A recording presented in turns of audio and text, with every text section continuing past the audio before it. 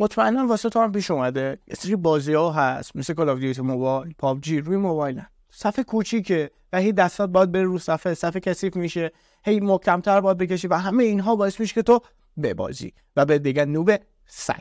ولی تو کامپیوتر کارت حرف نداره. برای اینکه بتونی این کار رو به صورت راحت‌تر جوری شه احساس کنی بازی موبایلی بازی نمی‌کنی و یه بازی کامپیوتری داری بازی می‌کنی رو انجام میدی، بیا که بهت بگم چه شکلی کال آف دیوتی موبایل، پابجی موبایل یا هر بازی که فکرشو بکنی رو یا روی کامپیوترت نصب کنی. مطمئنم شبیه سازهای زیادی هم وجود دارن برای این کار، ولی این یکی از بهترین هاست چرا که کاملا بهینه شده برای شما. وارد www.gameloop.com بشین. توجه کنین که این سایت ایران رو تحریم کرده، پس یه جوری از تحریمش در بیاین و توجه داشته باشین که حتما یه VPN داشته باشین، چون هم برای دانلود به دردتون میخوره، همین که اذیت نمیشین دیگه. البته جوری که من انجام دادم و تست کردم، دانلود کردن از خود سایت برای مثلا کال آف دیوتی موبایل رو بخوای دانلود کنی و اینها وقتی ایمیلایتر رو نصب کردی مشکلی نداره، ولی وقتی میخوای که خود برنامه رو دانلود کنی، مثلا وقتی میزنی gameloop.com، اگر من IP رو بذارم روی نو پروکسی و یه بار صفحه رو رفرش کنم یا بیام تو قسمت VIP که راحت تر میتونی اینجا دانلود کنی، همونطور که میبینی اصلا صفحه به هم ریخته خوب کار نمیکنه. این قسمت هم خواهی اجازه بده دسترسی بده، پس اجازه دسترسی میخوای باید یه VPN داشته باشی که بتونه تحریم‌ها رو دور بزنه. روی قسمت دانلود میرین، روی دانلود کلیک میکنین، اینجا میاد میگه که آقا اجازه بده که نصب بشه. البته این مثل کرومه که این قسمت میزنه، ما این قسمت بالا صبر میکنم تا دانلودش تموم بشه، دابل کلیک میکنم،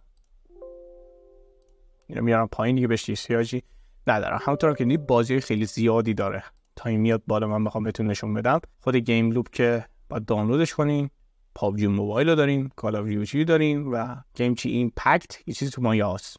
آره خلاص همه بازی هم داره، یعنی گوگل پلی هم میتونین برین بازی نصب بکنین، ولی اولین بازی که نصب میکنین خود ایمیلایتر هم باید دانلود بنم. همونطور که میبینی میتونی دانلود کنی و میبینی که اصلا برای سیستم 32 بیتی هم وجود داره و خیلی FPS بالا میتونه بهتون بده، تا 200 FPS هم بعضی از بازی‌ها رو تونسته بده، البته که بازی بده. برای مثال میگه HTTP download error please click نمیدونم فالو. این ارور رو برخوردین یه راه کوچولو بهتون معرفی میکنم خیلی کمک کنه. اینو ببندیم، مثلا کروم باز میکنم که روش پروکسی ست نشده، چیکار میکنم؟ وارد سایت radar.game میشم، چک میکنه که شما ربات نباشین، ضرب در رو میزنم روی رادار پلاس کلیک و دانلود ویندوز بتا. من هر کاری کردم نتونستم گیم لوپ رو با اینم به این صورت بالا بیارم، نمیدونم چرا که گزارش داده نشده، چه اتفاقی افتاده. فایل MSI دانلود بشه، بعد دوباره فعال میکنم، دوباره اینم تست میگیرم رو سیستم مجازی که مطمئن بشیم که این روش جواب نمیدهد. فایل رو بازش میکنیم، next، بیاره واسه نصب، اجازه بدین که نصب کنه. وایر ساک بهش میگن، شاک بهش میگن، برای شاک کلاینت رو. نصب وزیر ارتباطات هم هست، وزیر ارتباطات جدید، همون که خیلی میخواد فوشش بدیم به جهراوی فوش میدیم. حتی فوشش ندیم، من خدا آدم خوبیه، کمک کننده است در قطع اینترنت، دعاش کنیم. خب نصب شد، بازش میکنم، فکر میکنم خودش دوباره آپدیت میخواد، مسخره ترین قسمتش فکر کنم همینجا بود. من اصلا چنایی من بالا عجیبه چرا من. خب بالاخره نوسان اومد بالا، ولی که میگه نسخه جدید رو میخوام، میگم برو نسخه جدیدم دانلود کن. همینطور که ببینید هی نسخه های جدیدتر واسش اومده که هی دونه دونه باید خودش نصب کنه که چقدر مسخره است. یعنی شما میری از سایت خودش جدیدترین نسخه رو میگیری ولی جدیدترین نسخه نیست و شما باید یه بار دیگه نصبش کنی همه چی رو. البته اینو میذارید نصب نکنید، البته که من زدم که یه بار دیگه نصب. این منظورم وایر شاک بود که گفتم یه بار دیگه نصبش کنه، مگرنه که خود نرم افزار که داره جدید نصب میشه. متاسفانه ستاپ خوبی نداره. خیلی خوب، فینیش رو کلیک میکنم و واقعا رو فینیش کلیک میکنم. یه بار دیگه نرم افزار ران میکنم. خب نرم افزار اومد بالا. روی تهران انتخاب میکنم چون این سروری که 40 میلی ثانیه است و خیلی اوکیه، بیشتر واسه پینگ و ایناست دیگه این چیز، ولی خب تحریم‌ها هم دور میزنه مثل کلش آف کلنز. یه بار دیگه میزنم، ببینیم که آیا ما این اجازه رو میدهد که از سایت استفاده کنیم یا نه. ببینیم که فرقی نمیکنه، حتی واسه VIP هم همون شکلیه، چون باید اینا ثبت بشه دامنه هاشون داخل این وبسایت. اگه کسی میتونه این کارو بکنه خوشحال میشم که یه ویدیو هم بگیره به ما هم آموزش بده تا ما هم یاد بگیریم چه شکلی باید اینو گزارش کنیم، چون سایت نیست که بخواد ما رو تحریم کنه، همین که کار خاص دیگه ازش بر. خب میریم تو قسمت دانلود و اینستالر رو ران روی آن اینستال میزنیم. این بار دیگه هیچ مشکلی در دانلود نمیخوریم، چرا که این DNS خیلی کمک میکنه که بتونیم ما دانلود رو داشته باشیم. پس این از این روش تحریم دور زنانش. ولی اگه VPN داشتیم خیلی راحت از همین سایت دانلود و در نتیجه نصبش میکردیم و پس از نصبم بازی رو دانلود و نصب میکردیم. بهتون همچنان هم آموزش میدم چه شکلی بازی رو دانلود و همچنین اجرا کنید. وقتی با این صفحه روبرو شدین یعنی کار شما تمومه. من پیشنهاد میکنم حتما یه VPN داشته باشین به جای radar.game، ولی که radar.game هم راه اندازه دیگه، کار راه اندازه و پینگ شما رو هم به شدت کاهش میده ها. یعنی مثلا من پینگش چند بود؟ 57 بود. البته که افزایش داده واسه من، چون با DNS گوگل من 45 میلی ثانیه پینگمه، در حالی که با این 52 میلی ثانیه پینگمه. پس این همیشه درست نیست. البته تو کشورهای درست حسابی‌تر اصلا این چیز تاثیر نداره، این DNS عوض کردن تاثیر خاصی نداره. بیشتر تو کشور آسیایی این اتفاق میفته. همونطور که می‌بینی فیفا، نمیدونم واتساپ، ایکس و همه اینها هم هست. برای مثال میگم یه نرم افزاری مثل برای مثال واتساپ وقتی میخواین نصبش کنین، اگه چک بکنین حجمشو میزنه 788 مگ، در حالی که به این شکل نیست. چرا میزنه 788 مگ؟ من اینو پاوزش کنم. دلیلش اینه که ایمولیتور خودش، یعنی شبیه ساز خودش هم داره در کنارش دانلود میکنه. یه بار این شبیه ساز دانلود میشه و دوباره این اتفاق نمیفته. من قبلا این شبیه ساز رو دانلود کردم. هر بازی هم که خواستین نصب کنین از اینجا میتونین بزنین کال آف دیوتی موبایل رو نصب کنین، پابجی موبایل رو بزنین نصب کنین، فری فایر رو میتونین بزنین نصب کنین، فیفا رو میتونین بزنین نصب کنین. هر کدوم از بازی‌هایی که عشقتون کشیده از اینجا میتونین بزنین نصب کنین و وقتی نصب کردین بازی رو از همینجا اوپن میکنین. اوکی؟ پس به این شکل شما تونستین گیم لوپ رو نصب کنین و اجرا کنین. برای اجراش بذارین بریم توی کامپیوتر خودم این کارو انجام میدم. چرا؟ چون که من توی شبیه ساز مجبورم دوباره 2.7 گیگ دانلود کنم و واقعا زجر زیادی، خودتونم میدونی که چقدر اینترنت میبره. من شبیه سازو شوت داون میکنم و میرم سراغ سیستم خودم. از سیستم خودم گیم لوپ رو اجرا میکنم، منتظر باید بمونم مطمئنا. پس از اون میاد بالا و از اینجا میبینی که کال آف دیوتی موبایل هست. کال آف دیوتی موبایل رو باز میکنم و شروع میکنه به بالا اومدن. این چه بازی؟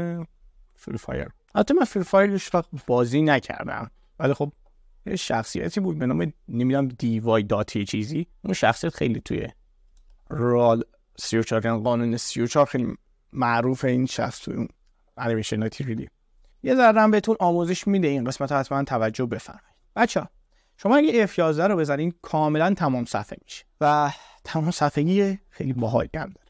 این طول میکشه تا لودش انجام بشه. میبینی که یه اندروید خودش بازی رو برد بالا واسمون. حتی میتونین یه APK هم خودتون اینجا نصب کنین.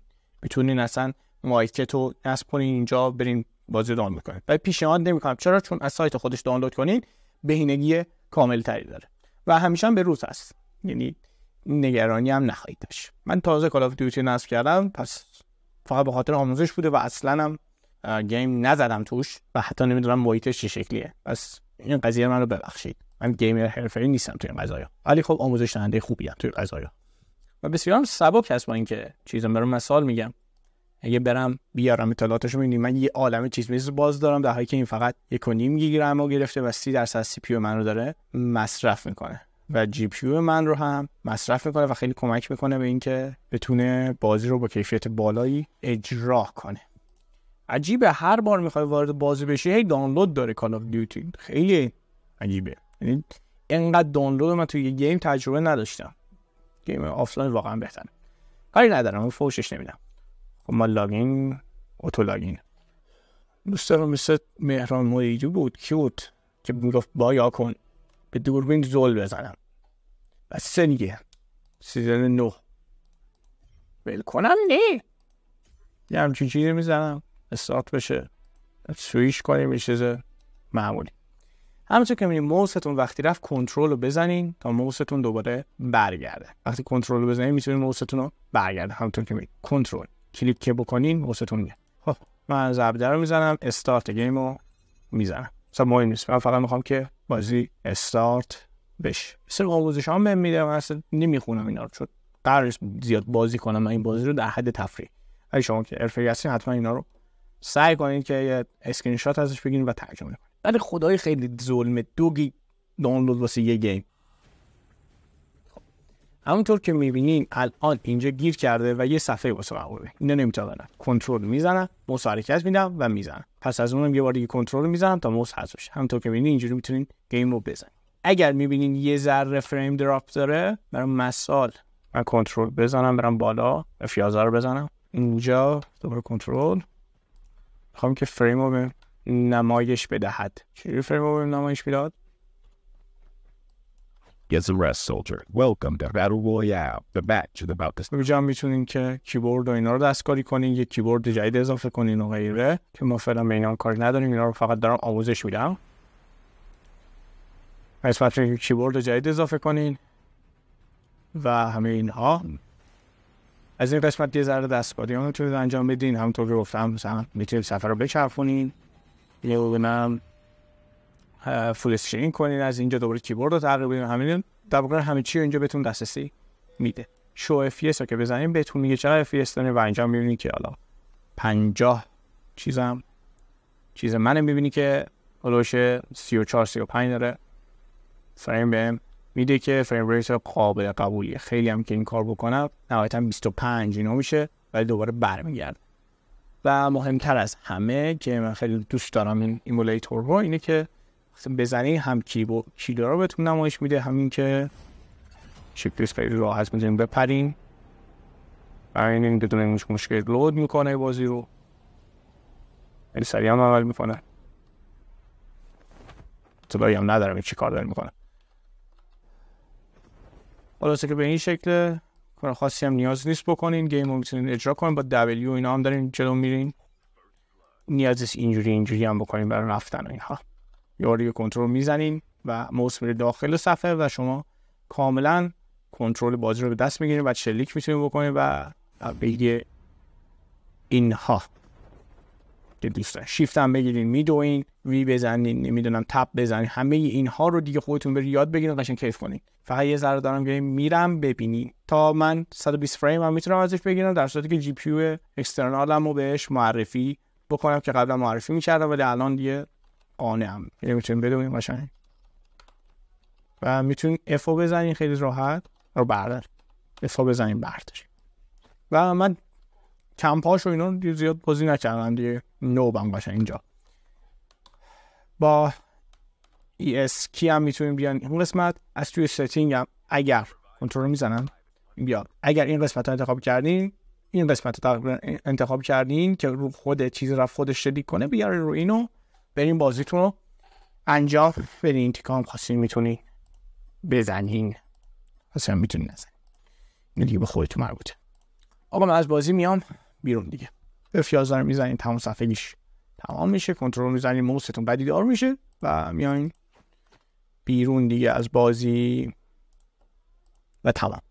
این از بازی که خیلی عاشقش دارن خود میکنن واسش که بتونن روی کامپیوتر اجراش کنن. خیلی راحت بهتون آموزش دادم چجوری این کار بکنین و FPS تون هم بهتون نمایش داده میشه. میتونید استریم بکنین و همه اینها. یادتون باشه بازی کامپیوتری خیلی سنگین و خفن تر از بازی موبایلن ولی خب موبایل رام هم یه جور گیمر هند هیلن نمیدونم هند دستن چی میگن به هر حال هر جا بخوام میتونن بازی کنن. ویژگی مثبت گوشی همین. موفق و شاد و پیروز باشین. امیدوارم که از این آموزش خوشتون اومده باشه و تمام استفاده رو برده باشین. حوصله‌تون هم اگه سر نرفته یه لایک و کامنت و اینا هم وسطا اگه زدین که زدین نزدین هم سابسکرایب بهتون نره. از اینجور کارهایی که همه یوتیوبرها میکنن آموزش خوبی در برن.